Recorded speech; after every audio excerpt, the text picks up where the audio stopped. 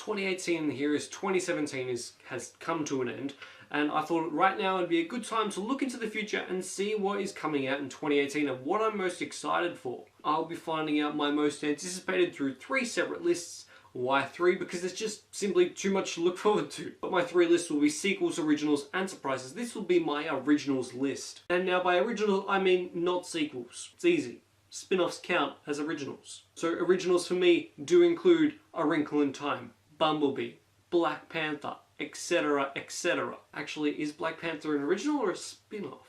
That's a debate that I'm not going to have right now. Number 10, Bumblebee. The first spin-off of the Transformers franchise and the first Transformers movie that is not directed by Michael Bay. In fact, it's directed by Kubo and 2 Strings director Travis Knight. And it follows Bumblebee in 1987 on the run from the Decepticons, I'm assuming, and he finds refuge in a Californian junkyard where he's discovered by Haley Steinfeld. And she discovers him at a critical point in her life. I mean, she's just about to be 18, so yeah. And if you're worried that since this is the first live-action movie by Travis Knight, he's been nominated for 2 Oscars, so you know, this movie's about to be interesting at the very least. However, Peter Cullen is returning as the voice of Optimus Prime, and it should be noted that Vanessa Ross is playing the mean girl. If you don't get that joke, watch my most anticipated sequels video, then you might understand it a little bit. Hashtag shameless plug. Number 9, Venom. A Spider-Man movie that doesn't have Spider-Man in it, but it might be in the MCU, or it might not be in the MCU. But it will still all be in the same world, and they will be connected to each other as well.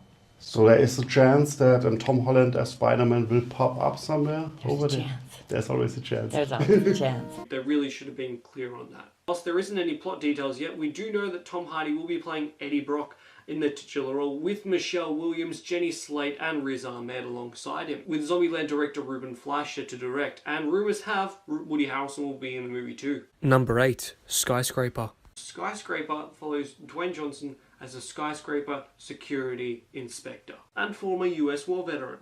Why wouldn't he be? Who is now on the run because he's been framed for someone because a skyscraper's been burnt at the very tippy top. Not to mention it was also the tallest and safest skyscraper in all of China. I'll be honest, this sort of sounds like a modern day remake of Die Hard starring Liam Neeson, because how many movies has Liam Neeson been framed for something? I'm going to guess at least 4 times. In addition to Dwayne Johnson in the movie, Neve Campbell and Pablo Schreiber will be in the movie too, with Central Intelligence and Where the Millers director Rawson Marshall Thurber directing. Number 7, The Nun. Yeah, this is a scary piece of work, The Nun is. It looks scary, it acts scary, and hopefully this Conjuring spin-off will be scary too. Directed by Corin Hardin in his second outing as a director, follows a priest named Father Burke, played by Demian Bashir. He is sent around to investigate the mysterious death of a nun. Could this nun be perhaps what the whole movie's about?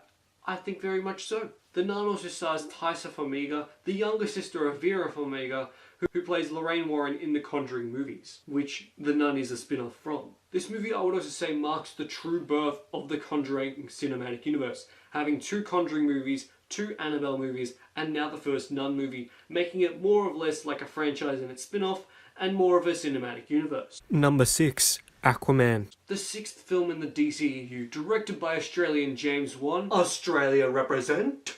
But it stars Jason Momoa and Amber Heard returning to their roles as Aquaman and Mera, for which they were in Justice League. This also serves as sort of an origin story for Aquaman himself too. The IMDb plot states that he is only just learning right now that he's the heir to the throne of Atlantis, so he returns to Atlantis to take over the throne. So an increase in the Atlantean lore that Justice League was sorely missing appears inevitable, but also in the movie is Nicole Kidman and Dolph Lundgren as Aquaman's parents, or the King and Queen of Atlantis at the very least, as well as Willem Dafoe, Patrick Wilson, and, excuse me while I pronounce this, Yahya Abdul-Mateen II, playing Ocean Master. Wait, no, he's not playing Ocean Master, he's playing Black Manta. Yeah, no, Patrick Wilson's playing Ocean Master, so if the Abdul-Mateen II guy is not the villain, Patrick Wilson will be. Number 5, The New Mutants. This is what I heard would be the first in a planned trilogy for the New Mutants trilogy. That is until Disney bought Fox, and that made things a lot more complicated. But it's directed by Josh Boone, director of The Fault in Our Stars, and it stars Maisie Williams, Charlie Heaton, Anya Taylor-Joy, Blue Hunt, and Henry Zaga as teenage mutants in a mental hospital trying to come to terms with the fact that they are mutants, and they are trying to control their powers, and there is a psychological entity that threatens them. To me, this sounds like a horror coming-of-age story with a dash of what if mutants were real? And I'd also be slightly surprised if this and Logan were not set in the same universe. But then continuity happens, and that's just a lot more confusing for the Disney Fox situation. Number 4, A Wrinkle in Time. Directed by Ava DuVernay, this is an adaptation of the 60s book in a more modern setting, where a girl named Meg, her friend and her brother are sent off to go find her dad, played by Chris Pine, who is trapped in some sort of dimensional prison, and they are sent there by Oprah, Reese Witherspoon and Mindy Kaling. For me, this is probably just going to be one of the most interesting films of the year, mostly because it's directed by Ava DuVernay, who directed Selma, as well as the visuals look super trippy and the plot sounding really smart and intriguing, and the cast just being phenomenal. Number 3, Solo, a Star Wars story. Why? Because Star Wars, I guess. That's pretty much why. I'll be 100% honest though, the production of this movie has been a wreck. At first it seemed all fine and good, and Phil Lord and Chris Miller were directing. They directed the Lego Movie, Cloudy with a Chance of Meatballs, and 21 and 22 Jump Street. Alden Ehrenreich was cast as Han Solo, who was one of the few good things about Hail Caesar. And the cast was shaping up really good. Emilia Clarke, Paul Bettany.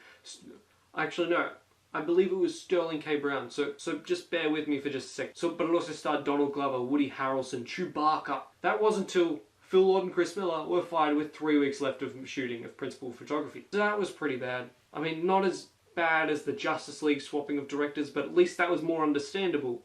Here they were just fired. And Ron Howard, director of Rush, Apollo 13, Inferno, In the Heart of the Sea, he was brought on to direct the very next day. But let's not forget how he also directed the Jim Carrey version of How the Grinch Stole Christmas. And apparently they reshot nearly the entire thing.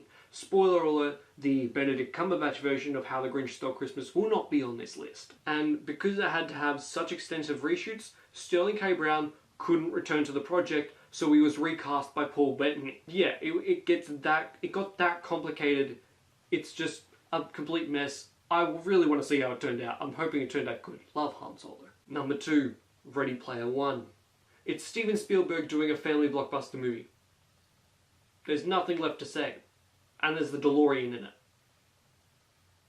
Yeah, that's cool. Number 1, Black Panther. Why is this an original movie? It's part of the MCU. Well, I didn't hear anyone complain about Aquaman when I brought it up on the list, so just shut up. Black Panther will be directed by Ryan Coogler, director of Creed, which was amazing. It is also the first big superhero movie with a predominantly black cast, which brings a lot more diversity to the MCU as a whole. But T'Challa, after the death of his father in Captain America Civil War, all around me are familiar faces, worn out places, returns to become the next king of Wakanda, and then Michael B. Jordan shows up, who plays Eric Killmonger, someone I know nothing about except for being the gold Black Panther in the trailer. But Michael B. Jordan looks great, the cast overall looks fantastic, with Chadwick Boseman, Andy Serkis and Martin Freeman returning from previous movies into this one, as well as a plethora of newcomers with names I cannot pronounce, and I won't try. That's not racist, I'm just illiterate, I got a bad ATAR score and a bad English score, sorry. And that's my list. What did you have any differently? What is your top 10 original movies coming out next year? Like the video if you enjoyed it, and subscribe and comment on the Planet Pie, and I'll see you guys next time. Bye. Oh wow, you made it to the end of the video. Good job. Click that subscribe button over there for more good content, or click one of these 2 videos down below, which is probably one of my most recent ones, probably. I mean, you know, just click either one of them. Either one's really good enough.